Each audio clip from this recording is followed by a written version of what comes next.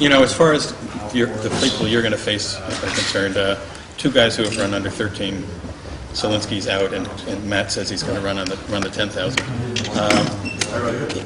And Galen's going to be coming back from the 10,000, but he seems to be a serious doubler at this point, and he seems to be recovered pretty well. Do you think it's quite likely that he's going to be your major competition in this race? Oh, definitely, yeah. He's going to be, and I'm not ruling out about right now, just out of just by using my fingers here, I can see around 4 people that I know, and I've just put in my head that these are the people that I really need to race against, and I'm taking them seriously. Every day I train, I just have to think about these guys, and if I don't do that, I'll be going there and not prepared. So I just want to prepare now in training. I know we have Lopez Lamont, who ran a great race in Stanford, 13:11. We have Galen Drop, running in. Running recently, a great race under PB, and then we have David Torrance if he chooses to run the 1500. To the 5,000. Then we have a lot of people in there. Who knows? Maybe even Andy Vambolo might decide, hey, I've got different training now, training with Lopez, and just go harder. And then, so that is the race that I have to. Those are the guys that I need to be prepared. As far as Lopez goes, does it surprise you a guy? He's an 800 guy and then 1500 guy. Does it surprise you that he can make that quick of a?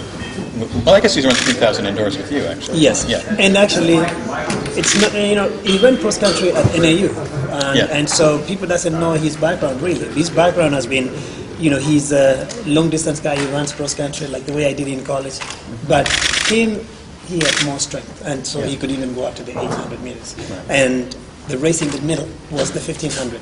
So sometimes the race in the middle might not be your race. Yeah. And then suddenly I think this is where he's comfortable, and I think this is his race now, the 5,000 meters. If you ask me, then I would say, is he good in the 15? I would say yes. But then is he great in the 5? Which race is much suited for him? I would say 5,000. The way that they're picking. There's some people that think that the race in Oslo for the Ethiopians was pretty much the trial, and I think the Kenyans had a similar race. What ends up happening is, I don't know who they're going to name. Sometimes you hear they're going to pick 2 and then have a discretionary third person. But you're going to get some very young people who maybe have only had a couple of fast races. They're not like veteran. They haven't run a lot of fast races. Would you fancy your chances against a rookie with one good race to his credit, rather than some veteran who's pretty consistent? I would go for the veteran who is consistent. The guys who you think you would have a better chance? Yes, absolutely. The veteran has a better chance because sometimes when you have these rounds, for example, in the 5,000 you have 2 rounds, semi-finals and the finals. Sometimes a rookie could just feel good like leading into the games or a race, and then he cannot run, or the next run, the finals.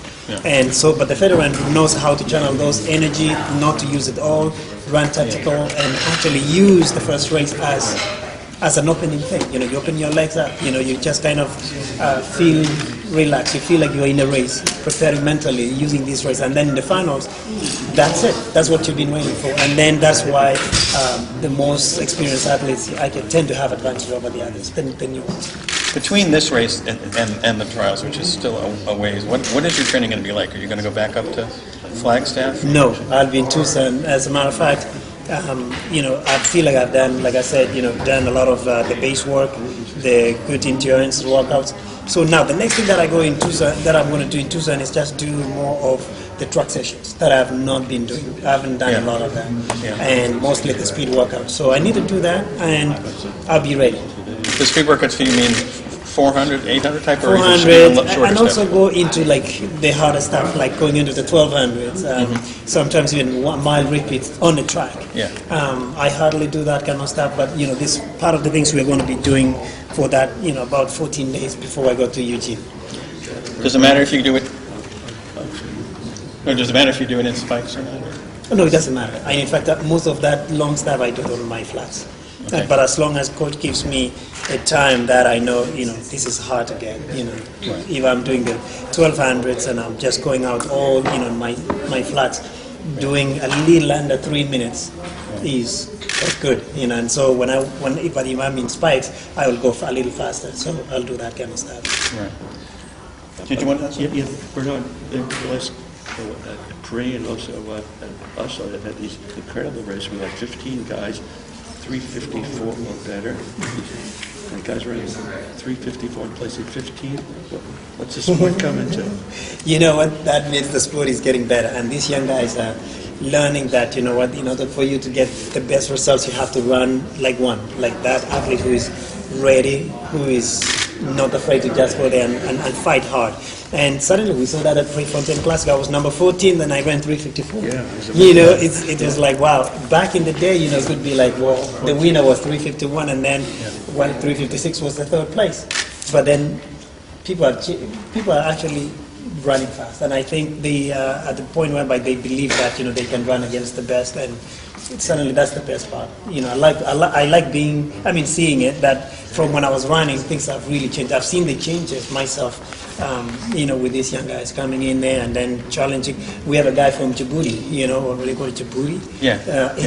You know, suddenly he ran 3:30 in Angelo, and it doesn't surprise me because he's seeing people like Aspel Kiprop and all these guys just running hard, and, you know, they just want to be with them, challenge them. And those are the guys that, you know, I cannot even mess with them right now. Those guys are really tough. So, but if they come back to the 5,000, come down to 5,000, then I'll teach them a lesson or two. Bernard, with all this great depth, Galuza world records on shaky ground, are they going to go sometime soon? No. No? Those things are hard. You know, well, you have to look also at the history since Jamel Gouche ran all those 326s, 27s, 28. Well, since he retired, we can just see a few people that have run under 330. So for them to get into 327s, you first of all have to develop to get used to running 29s almost, you know, 3 times in your season. But it doesn't happen often. So by the time you make that big leap to get that 326 would be something else. Yeah. So I believe, and the same thing with that 3,000 meter world for the 720, those are the records that might be there for a while, including like the mile record, you know, 3:43. That's insane. That's insane. So, you know, we see like the best race now is like 3:48 or 3:49, but it's just way up there. So it's going to take a long time. Bernard, this is not related to that, but in 3 years you're going to be 40, meaning you're like a master. Yes, I'm a master now. Some may think you started at 35. Nobody's ever broken 4 outdoors. Yes, they have. They just did it. Andy Wyman broke it last week. Last week. Anthony Wyman. And he ran 3:58. Oh, I missed that. Yeah, no problem. Yeah. And he ran 3:58, and that's inspiring. Are you going to continue and volunteer at 40s? You know, people hope so. I hope I could do that, but, you know, I would like to run into road races, mainly. I want to see, you know, Abdi has been telling me, Kip, you can do road races. Yeah. He's been the one encouraging me to get into that part. And, you know, I told him, you know, Abdi, you've been my training partner, and to give you something, you know, I'm going to run with you in the road races when I'm done running in the track. So I could be 40, but still be something else, doing something else. You've said that you, I think if I'm not mistaken, you said that you're going to be competing at this level through 2013. Right? Yes. You want to go to the World Championships. Yes. Now, is that just because it's one more chance to represent the United States, or do you have this burning desire to run in Moscow, or what exactly is the reasoning? It's actually a combination of all. There's one thing that I want to do for myself. I just want to see what I can do. Yeah. I know it's getting harder as I go forward. Yeah. But then I just want to have that desire to go and represent the country. At the same time, I also want to see how well I can still perform next year. So, but before I jump into next year, I just want to see what I can do now. Because, you know, if I go to the Olympics and then I get dusted really bad by the young guys, then I would be like, I have to reconsider my options for next year. So I really have to be, you know, I have to take it seriously one at a time. And Olympics suddenly is the one that is occupying my mind now, and all my thoughts, my preparation, everything. I sleep and wake up thinking about it.